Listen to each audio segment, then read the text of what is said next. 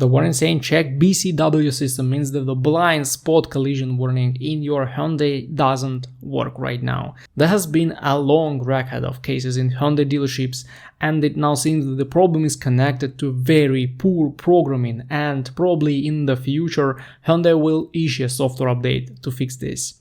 There is a TSB number 21BE010H, but it covers only pre-2019 models with actual electrical problems. For now, in 95% of cases, you will get rid of this warning just by stopping your car safely, turning it off, and then turning it on again. The system will communicate with the BCW radars mounted behind the rear bumper, and the BCW will work again. Also, the sensors are not able to work properly during rainy weather or when the rear bumper is covered by snow, ice, or mud.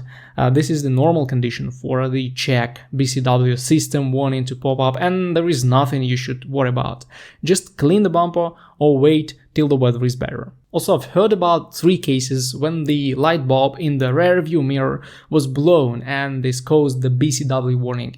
It's the light bulb that notifies you about the car in the blind spot.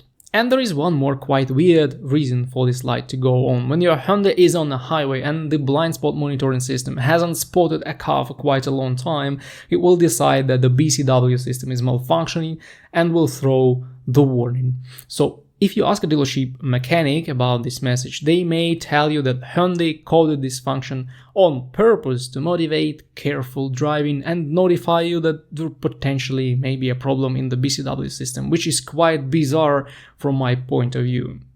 Anyway, this warning almost never tells you about the BCW radars problems or connection issues. This is a purely software problem that doesn't have a proper fix right now. So you may intermittently see the check BCW warning and won't be able to do anything with that till Hyundai issues a proper software update.